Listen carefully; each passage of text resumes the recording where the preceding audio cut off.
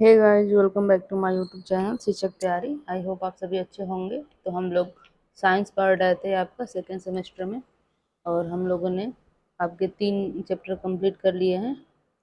आपके जो second semester का सिलेबस है साइंस का, आज हम पढ़ने वाले हैं आपका 4th चैप्टर, जिसका नाम है सरल मशीनें। और इसमें हम पढ़ेंगे आपको उत्तोलक के बारे में। मेन उत्तोलक से ही क्वेश्चन बहुत ज़्यादा पूछे जाते हैं, तो ध्यान से देखिए वीडियो को।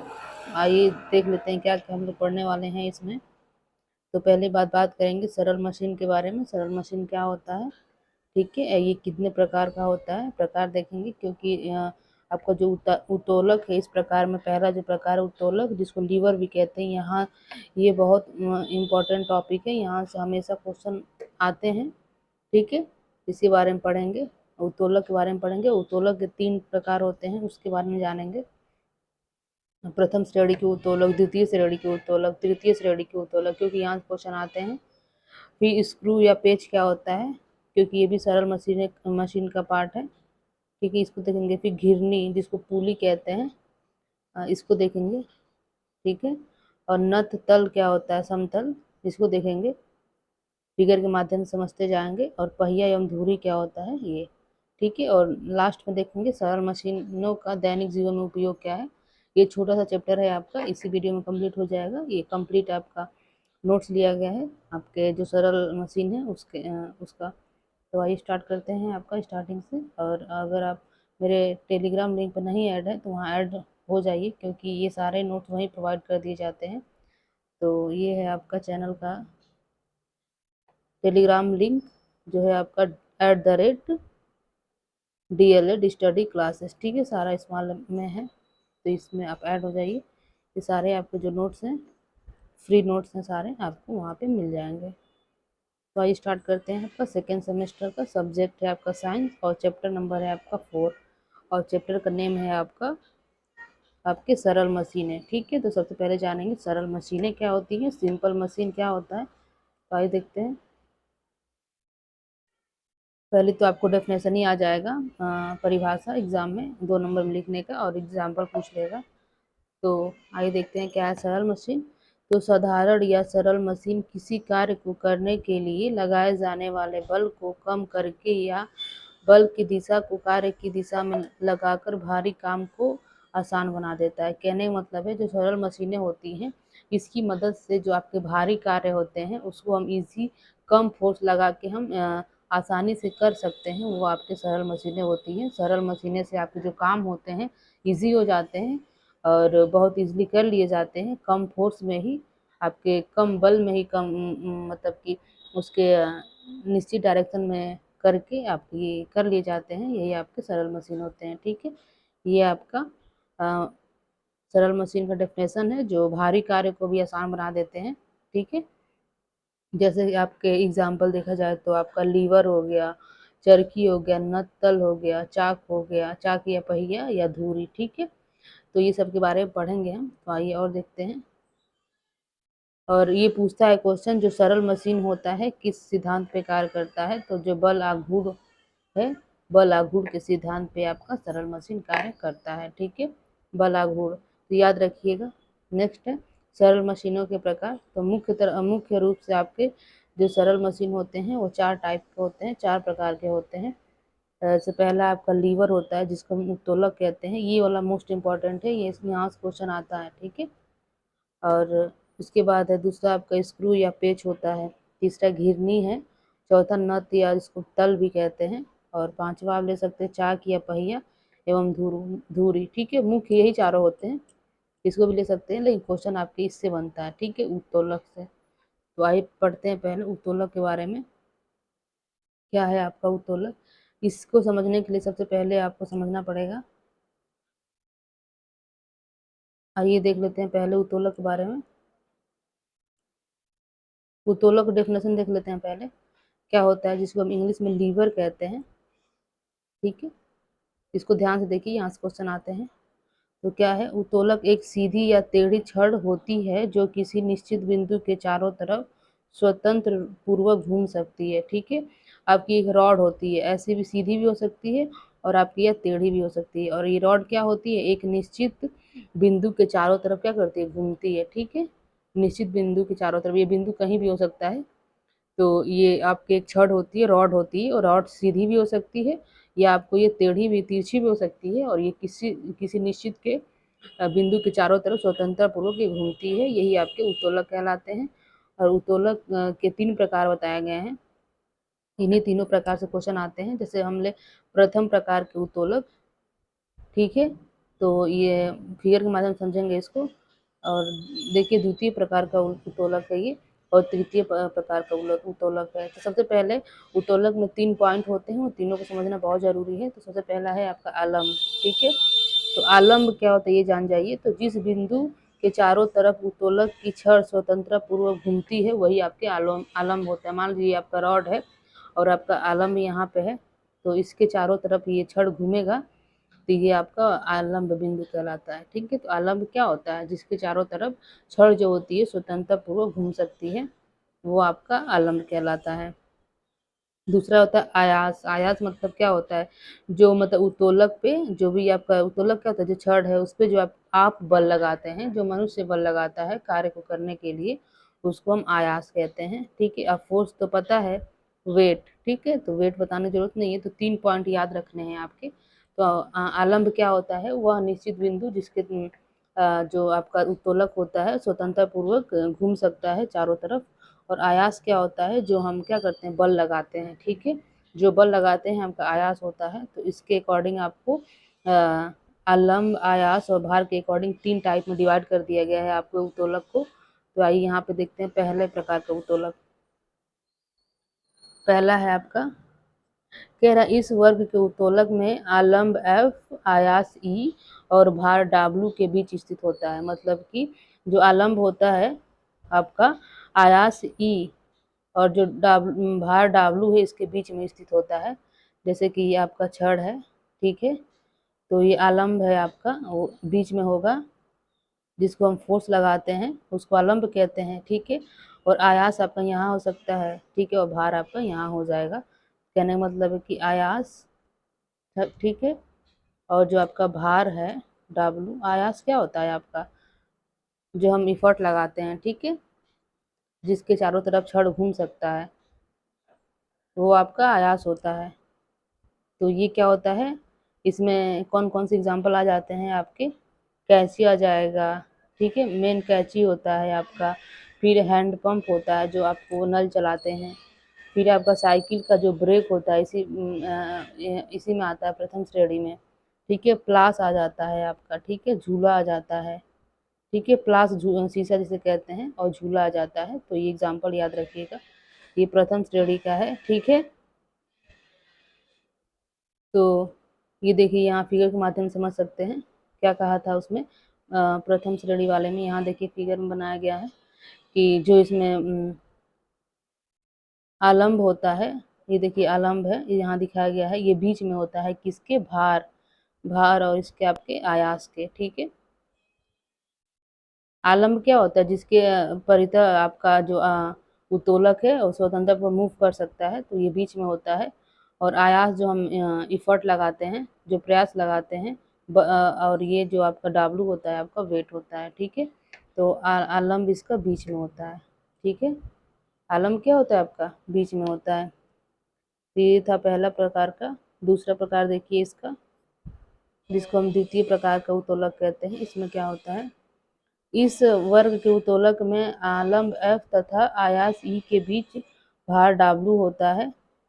जैसे कि एग्जाम्पल में देख लीजिए आपका, इसमें आ जाता है सरौता, नींबू निचोड़ने वाली मशीन आ जाता है, एक पहिए वाला कूड़ा ढोने वाली गाड़ी आ जाती है, ठीक है। तो एग्जाम्पल याद रखिएगा, डायरेक्ट एग्जाम्पल दे देता है और पूछ लेता है किस श्रेणी का उत्तोलक है ये। तो इसमें कहा गया है आपके, इस वर्ग में जो आलम्ब एफ होता है, आयास और ई के बीच भार भार डब्लू होता है। मतलब ये आपका है उत्तोलक, तो आपका एफ यहाँ होगा, डब्लू यहाँ हो जाएगा वेट, और आपका ई यहाँ हो जाएगा, ठीक है। तो ये आपका अभिलंब होता है, ठीक है, और ये आपका आयास होता है, और ये आपका भार तो है ही, तो भार बीच में होता है, ठीक है। और जो आपका अभिलंब होता है, आलम्ब होता है, ये एफ यहाँ पे आपको होता है, इसके परितः आपका जो उत्तोलक है मूव करता है, ठीक है। और यहाँ हम इफर्ट लगाते हैं इफिशियंसी, ठीक है। तो ये आपका द्वितीय श्रेणी का उत्तोलक है। यहाँ फिगर में देख लीजिए, द्वितीय श्रेणी का उत्तोलक दिखाया गया है।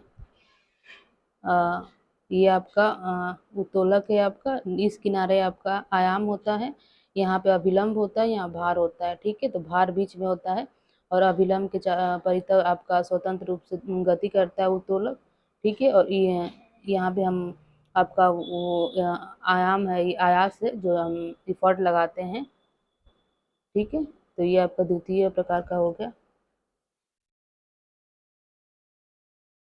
नेक्स्ट है आपका तृतीय प्रकार का उत्तोलक।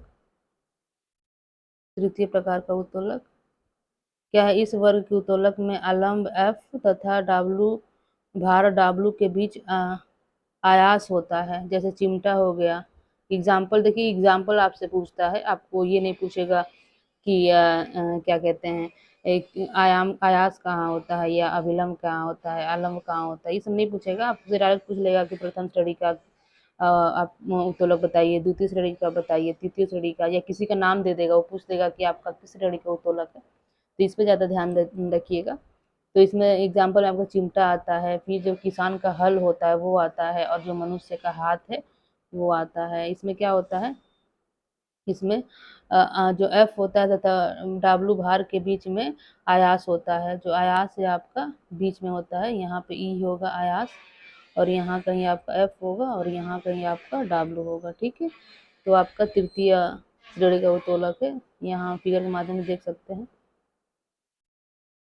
ये देखिए आपका आयास आयाम आपका बीच में ई दिखाया गया है, ठीक है।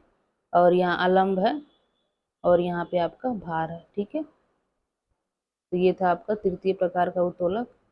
जो हमारा उत्तोलक था खत्म हुआ।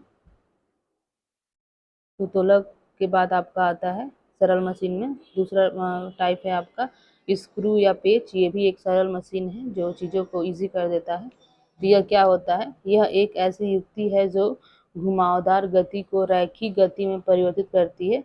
घुमावदार मतलब कि जैसे कि ये चीज़ें आपकी बनाई गई हैं काट काट के, इसको घुमावदार गति होती है, और इसको किसमें चेंज कर देता है आपको, रैखिक गति में। रैखिक गति का मतलब कि सीधी गति, ठीक है, सीधा गति।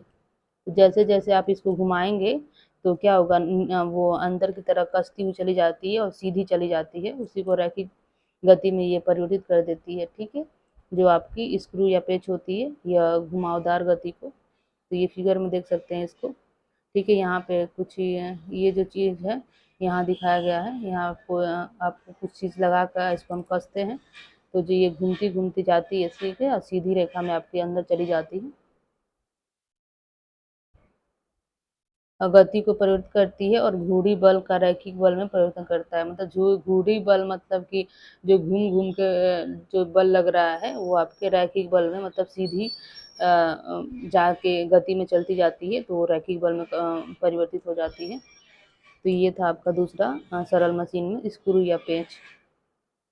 तीसरा है आपका सरल मशीन में घिरनी, ठीक है। ये क्या होता है, घिरनी लकड़ी या लोहे का बना वृत्तीय पहिया होता है। वृत्तीय मतलब गोल पहिया होता है। इसमें परिधि पर खांचा काटा रहता है, जिससे डोरी डाल रखी जाती है। मतलब कि ये वृत्तीय पहिया होता है, और इसके ऊपर क्या होता है, आपका कटा होता है, जिसके अंदर डोरी भरी जाती है। तो इसका यूज हम करते हैं कुएं से पानी निकालने के लिए। जैसे कि ये देखिए आपका आपका ये वृत्तीय है, मतलब गोल होता है ये वाला चीज़ें, और इसमें ये कटी होती है जिसमें डोरी लगाया जाता है, और यहाँ से आपका भार लटका दिया जाता है, बकेट वगैरह, और इसको पानी में डिप किया जाता है। और ये रस्सी खींचने से क्या होता है, बकेट जो होती है इजीली ऊपर आ जाती है। तो इसका यूज़ करके हम कम बल में ही, अगर ऐसे पानी खींचेंगे तो बहुत हल्का बल हमको आपको फोर्स लगाना होगा, ठीक है। तो ये क्या होता है, चीज़ों को ईजी बना देता है। तो ये आपका तीसरे प्रकार का सरल मशीन है, जो है घिरनी जिसको हम पुली कहते हैं, ठीक है। चौथा है आपका नत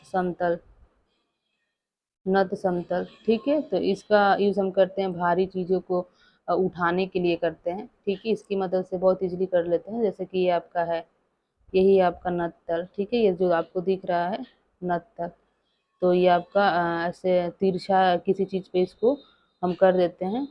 देखिए ये कोई मेज है, इसके ऊपर पहला सिरा रखा गया है, दूसरा सिरा इसके ज़मीन से रखा गया है, और जो ये भारी चीज़ है यहाँ से आप इसको ऊपर खिसका सकते हैं बहुत ईज़िली, या इसको आप नीचे भी खिसका सकते हैं बहुत ईज़िली। नीचे तो बहुत आसानी से चला आएगा, कोई बहुत कम फ़ोर्स के साथ, और ऊपर भी आपके कम फ़ोर्स से चला जाएगा। तो ये क्या जो नट तल होता है इसकी मदद से हम क्या करते हैं, भारी चीज़ों को उठाने या नीचे करने के लिए यूज़ करते हैं, ठीक है।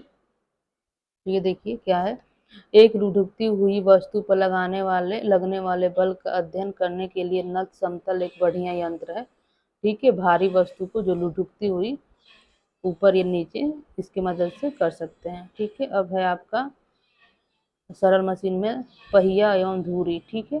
तो पहिया एवं धुरी में देख लीजिए क्या है, ये आपका दिखाया गया है पहिया एवं धुरी। इसकी मदद से भी हम भारी चीज़ को इजीली उठा सकते हैं, ठीक है। तो ये देखिए बकेट है, ये कुआं है, कुएं में से आपको खींचा जा रहा है, और ये आपका हत्था लगाया गया है, इसको रोटेट करते हैं तो बकेट ये घूमने लगता है, धुरी आपका है। अब घूमने लगता है तो ये रस्सी अपनी नीचे जाने लगती है, ठीक है। और फिर अपोजिट डायरेक्शन में से घुमाते हैं तो फिर क्या होता है, ऊपर आने लगती है। तो ये है आपका पहिया एवं धुरी। इसके बारे में देखिए, घूर्णन युक्त पहिया एवं धुरी एक डिस्क होती है। धुरी क्षैतिज या ऊर्ध्वाधर होती है तथा पहिए का एक ब्लेड किनारे पर वर्गाकार होता है। इसमें टोटी या घूमने वाला गेट जिसे निर्देशित लक्ष्य कहते हैं, ठीक है। तो ये आपको दिखाया गया है, ये भी इससे भी बहुत कम फोर्स के या बल लगा के भारी चीज़ों को उठा लेते हैं। तो ये है आपका। अब देखते हैं नेक्स्ट है आपका लास्ट, आपको कुछ क्वेश्चन पूछ लेगा 2 नंबर में कि सरल मशीन का यूज़ हम दैनिक जीवन में कैसे करते हैं। तो यहाँ दिखाया गया है आपका, जैसे कि उत्तोलक, उत्तोलक भार को उठाने या ले जाने में प्रयोग किया जाता है। दूसरा देखिए, स्क्रू या पेच का प्रयोग जैसे मशीन, टूल्स तथा प्रेस आदि में करते हैं, ठीक है। और कुओं से पानी निकालने के लिए प्रयोग किया जाता है आपका।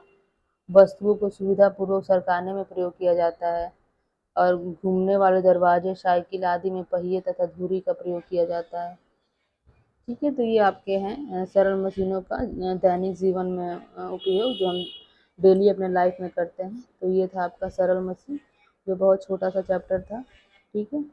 आई होप आपको समझ में आया होगा। आपको समझ में आया तो लाइक शेयर सब्सक्राइब कर दीजिएगा, ठीक है। तो ये इसमें ये याद रखिएगा, जो आपका उत्तोलक है 3 टाइप का, 3 टाइप का जो है, प्रथम श्रेणी का, द्वितीय श्रेणी का और तृतीय श्रेणी का, उसका एग्जाम्पल याद रखिएगा, उससे आपका हो जाएगा, ठीक है। इसमें ज़्यादा याद करने की ज़रूरत नहीं है। और ये याद रखिएगा, जो आपका सरल मशीन है किस बल पे कार्य करता है, तो बल आघूर्ण पे कार्य करता है, ठीक है। तो ये था आपका 4th चैप्टर, जिसमें आपके साइंस के 4 चैप्टर कंप्लीट कर दिए गए हैं, ठीक है। तो आप इस टेलीग्राम लिंक पे जुड़ जाइए अगर आपको नोट्स फ्री चाहिए तो। और वीडियो पसंद लगी हो तो like share subscribe. Okay, thank you.